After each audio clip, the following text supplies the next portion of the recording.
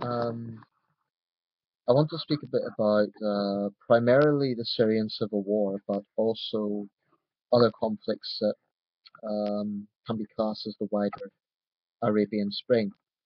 Now, as we know, the Arab Spring has largely descended into the Arab Winter, and I think that terminology of Arab Winter is going to be a lot more prevalent um, as this event is collectively known.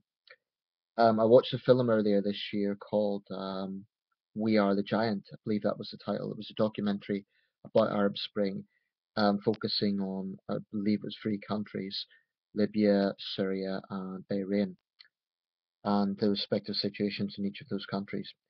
Um, it was an interesting documentary. Um, this is arguably the defining geopolitical event of our time, of the 2010s decade. Um, Aside from the rise of China and that sort of thing. But in terms of conflict, this is the geopolitical event really of our time. You could argue that Putin's intervention in Eastern Europe is also very important geopolitically speaking. Although the conflict in Ukraine seems to have simmered down somewhat. Hopefully, there will be a peace agreement there sometime soon, but it's still simmering away. It's always volatile in that region as well. But I want to talk about the Arab world and a lot of the ins and outs of this. I would never assume to be an expert on the subject, but precisely because it is such a complex issue, I believe it is important to look at it as objectively as possible. Now, if you go onto any video about the Syrian civil war, I came across a video the other day from the Guardian newspaper. And it's not often I agree with the Guardian, but I thought it was quite what they'd had was an animated explanation of how the Syrian civil war came about. Um, and there was quite a lot of critique under that video, although I'm not quite sure why, because I thought it was put together in quite a easy way to understand, but also not negating a lot of the important issues of that conflict. Um, and one thing that I've noticed is that there's a sort of consensus out there on cyberspace. If there's any such thing as a single cyber community, I don't believe there is, but let's say if there's a generic trend, and it is largely hostility towards the role that Western countries played, in particular the United States and the United Kingdom, although as we know, France also had a big role in this. And I have to say, I get quite frustrated with that mentality, and this is why. Um, the very, very, very few conflicts in the world that can be simply dismissed one way or the other. Very few. And I think it is disingenuous to try and present any conflict as simply being black and white because it really isn't. Um, Now, the general consensus at the moment is that Western countries interfere too much in the Middle East and they should get out. That may well be the case. And I totally, totally, totally understand the sentiments of those both those at a political level and citizens who are fed up with us being embroiled in conflicts in the Middle East. I mean, it's come on now 15, 20 years that we've been entangled in. Actually, if we include from the first Gulf War, it is the best part of almost 30 years now that we have been entangled in the very complex politics of the Middle East. So I totally understand why there is growing resentment towards us and fatigue as well. We are involved whether we like it or not. Um,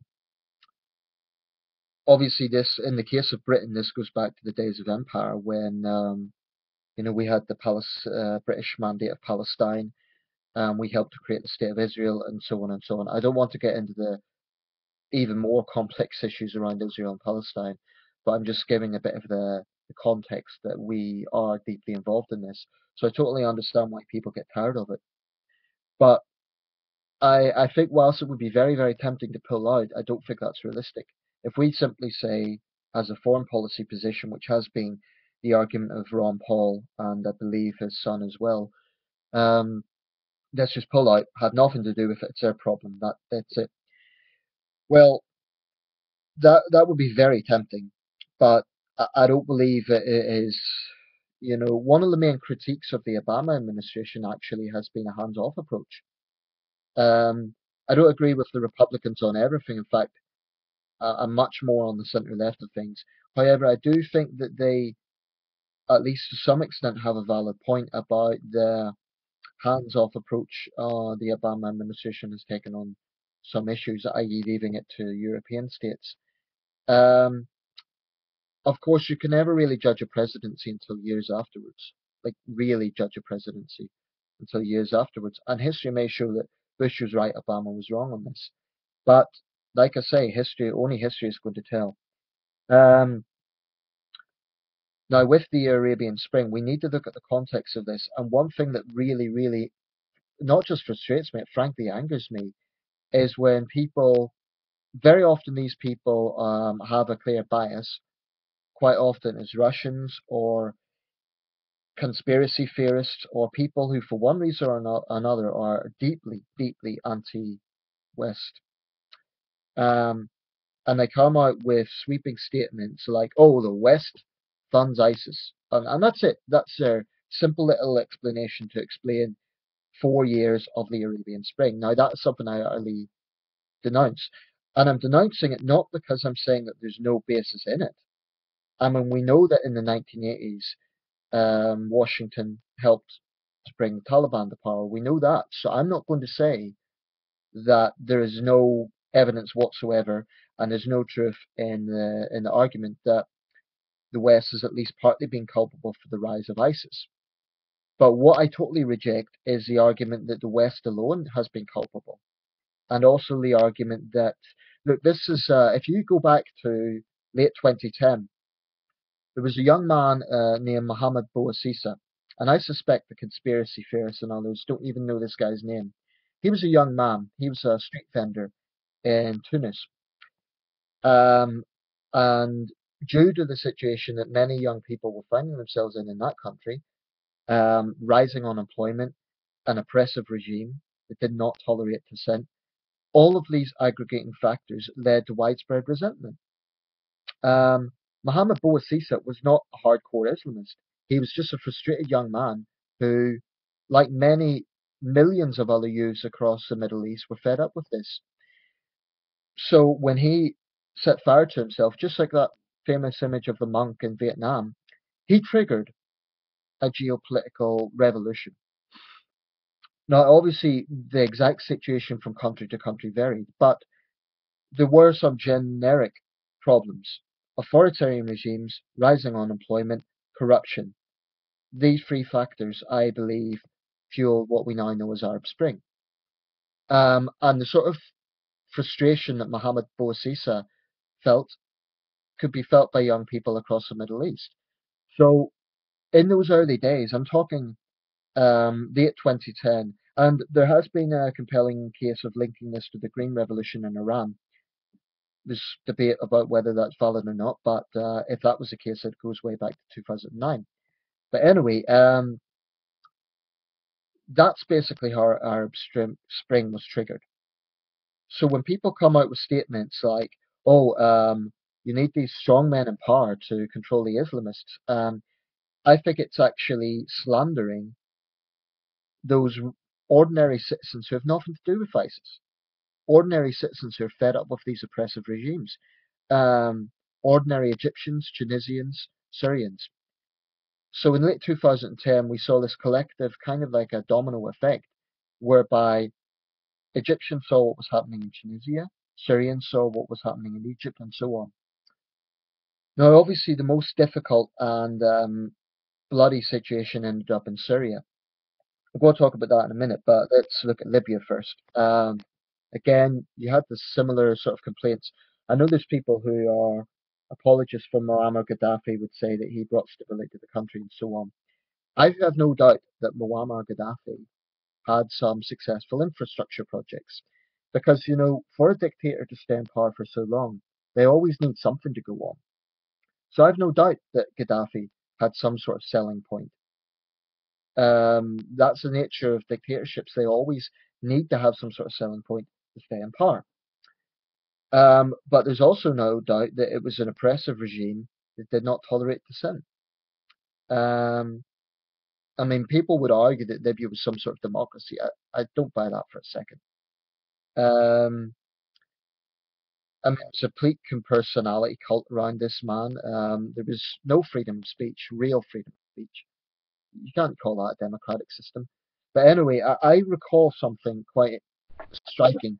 Back in 2011, at the beginning of the Libyan civil war, the consensus, especially from Libyans, was not, oh, you know, we want the meddling West to stay out of this. The consensus was basically, please, please help. I remember there's groups of expat Libyans going through the streets of London praising the United Kingdom and France for intervention. They weren't denouncing us for getting involved, they were praising us. And I remember David Cameron and Nicolas Sarkozy went to Libya and they were hailed as liberators. Now that's history. That's not just propaganda. Look at the videos, that's what happened. Now I appreciate there would be another side of Libyans who were staunch Gaddafi supporters who hated the intervention, but like I say, with every conflict there are two sides. And what I reject is the narrative that anybody opposing these dictatorships was an Islamist. I think that's a very perverse and distorted narrative.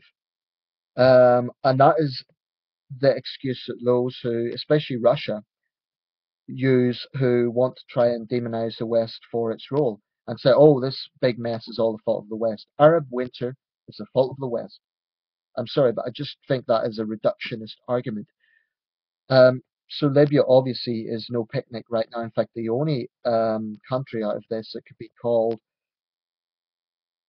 uh, could arguably have had some measure of success was Tunisia. And even Tunisia right now obviously is facing a heightened terror alert. Egypt has kind of went through this yo-yo situation whereby they toppled a dictator, then they democratically elected a leader who was viewed with concern by liberals because he was an Islamist, and he was toppled. And now what do we have? We have another strong man in charge.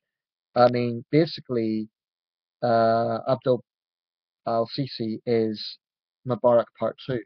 I think he's basically going to be another Mubarak, and that's very unfortunate. So it could be argued that the Arab Spring has been a dismal failure. Um, I would be wary of making a complete sweeping statement and saying the whole thing has been a failure, because, like I say, you can't. Each country is not exactly the same, and certainly in countries like Bahrain and Morocco, there were incentives for the regimes to moderate somewhat because they did not want a repeat of the protests seen elsewhere. Um, Syria, of course, is the most dismal example of this because in Syria we've had a very bloody, costly war now for 4 years. Anywhere from 250,000 to 320,000 dead, and a humanitarian crisis, a migrant crisis that is in the news every single day and is really having a big impact in Europe, as we know. It is the humanitarian crisis of our time. Um, so whose fault is it for the Syrian crisis? Well, I spoke not so long ago to a Syrian friend. He he had a lot of views on this naturally, but one of the things was he believed that the West should have imposed some sort of no-fly zone early on. So rather than saying, "Oh, why are you Westerners sticking your nose into this?" he believed in some sort of intervention. Um, I often believe that I believe the analogies of Syria and Iraq are not so helpful. I believe Syria is much more akin to Bosnia. I think the nature of the war is more similar to Bosnia. Um, Again, with Syria, you have a situation where you have a brutal dictatorship, and let's make no mistake about it, the Assad regime has a lot of blood on its hands. So I get very frustrated with those who make out Assad to be the good guy and who try to say, "Oh well, look at what happens when you take on the dictatorship.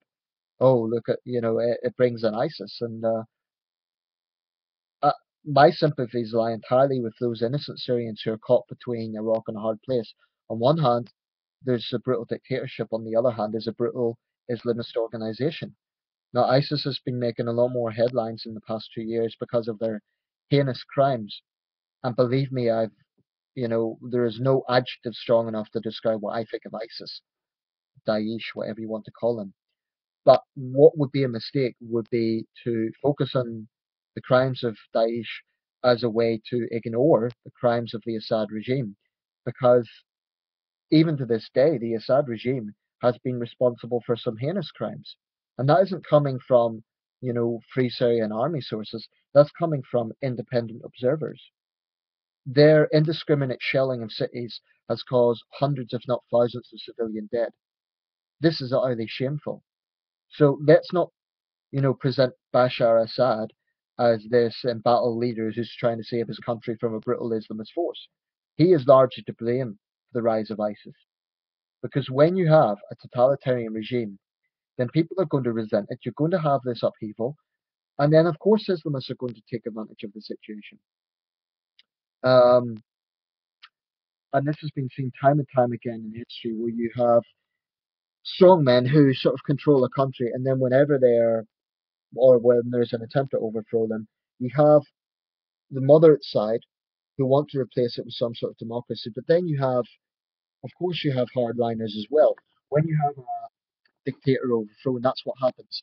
In the case of Syria, everyone says, or a lot of people say, oh, well, look at, and actually, this argument is inconsistent because the West hasn't had major intervention in Syria. So blaming it all on the West seems to me to be a bit, well, wait a second. We've had no ground troops. There's been limited bombing. Um, so, if you're going to blame the entire Syrian civil war on the West, that doesn't figure. They will say, well, the West is funding ISIS. Um, I have no doubt that somewhere along the lines, ISIS have got money from very questionable sources. And it may well be that CIA money has ended up in the hands of ISIS or American weapons. But ask yourself, where do you think the Assad regime gets its weapons from? Moscow.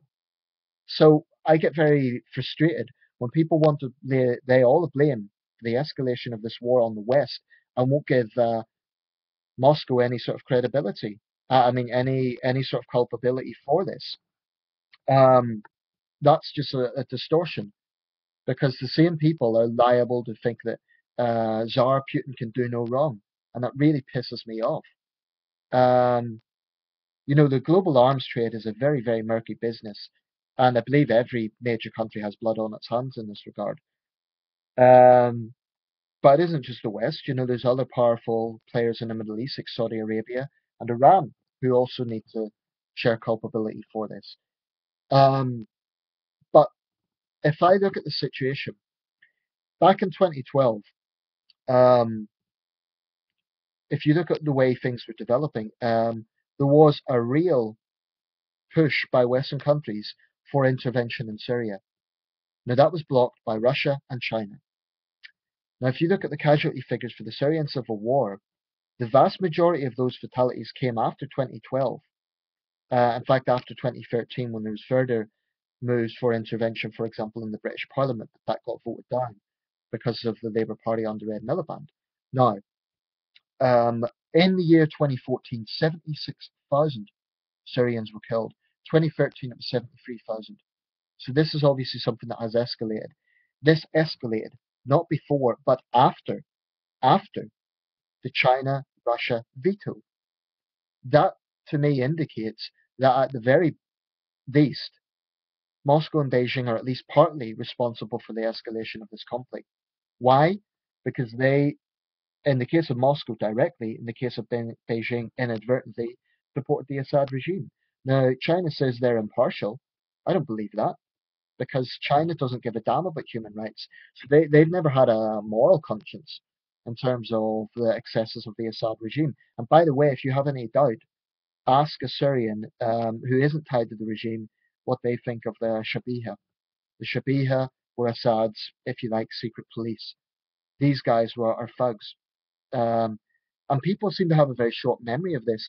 The people who blame the West for the Syrian civil war seem to think the Syrian civil war began last year with the rise of ISIS. It didn't. It began in 2010.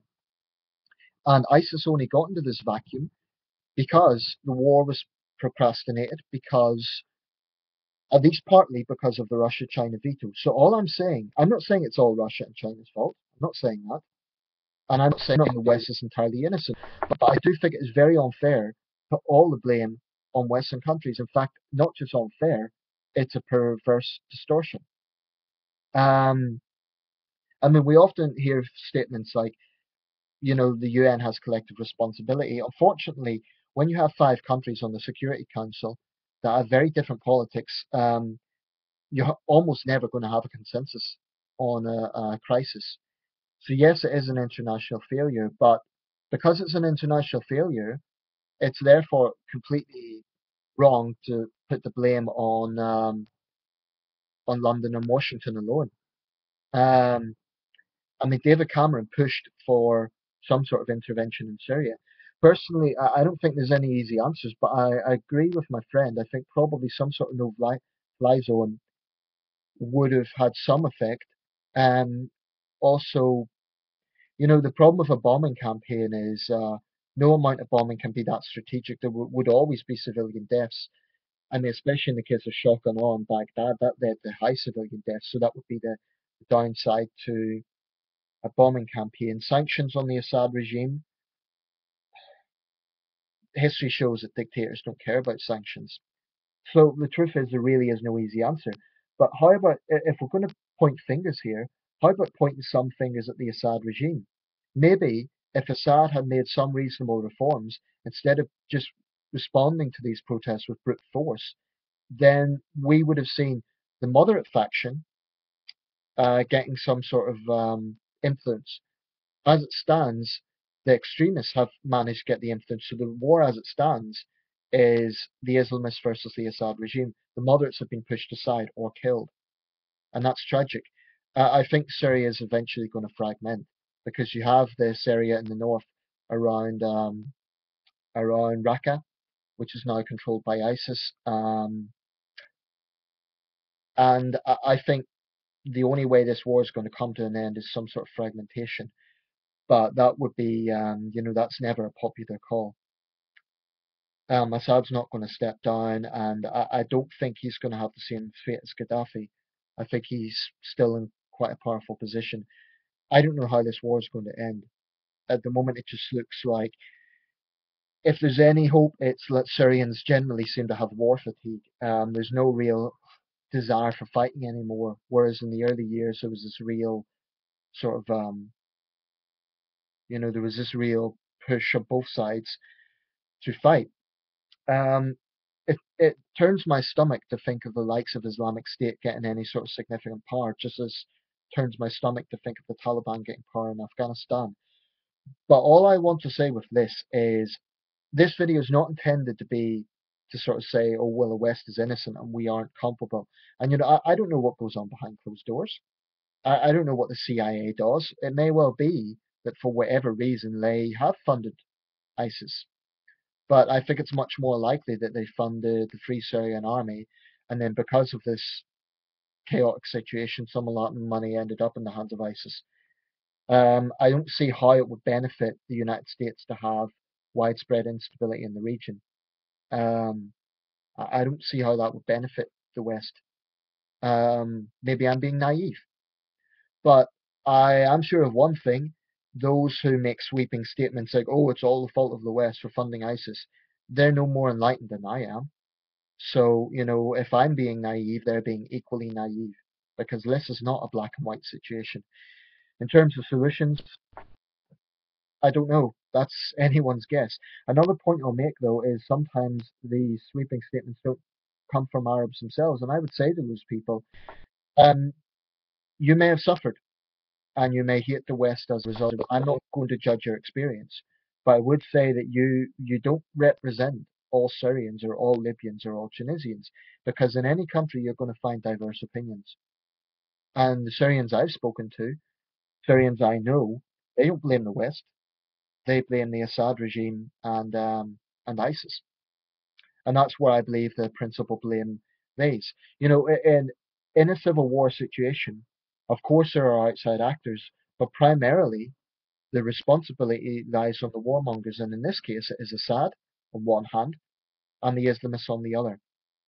Um, Maybe, just maybe, if Assad had responded to those initial protests in a reasonable way, if he'd invited those young leaders to his presidential palace and said, look, let's talk about this, I'll listen to your grievances, we'll sort this out, then maybe we wouldn't be seeing the situation we see today. But Assad's response was to send in the Shabiha secret police. Thousands of innocent men, women, probably even children were tortured, and it's sickening. So all I would say is, if you're going to, by all means, blame ISIS. No problem. I've no problem with that because they are what they are. But also blame the Assad regime. So the Arab Winter. If Egypt is anything to go by, then it's just going to turn around again, and we're once again going to see strong men in power. I'll leave with a final point. I think it's a total disgrace that Cairo has once again sentenced these three Al Jazeera journalists to prison. I think that's a total disgrace. And I believe that David Cameron should be sending out a strong message and cancel the state visit by Al-Sisi, which is scheduled for later this year. We should not be tolerating that. There's no evidence whatsoever those three men have anything to do with the Muslim Brotherhood. No compelling evidence whatsoever. So I do believe that where I would say that we are partly to blame is that we have been inconsistent in terms of condemning one dictatorship whilst backing another. And we have to be very, very careful how we relate to this regime in Cairo. Because on one hand, Al-Sisi's taken a hard line with Islamists. On the other, he's no better than Mubarak.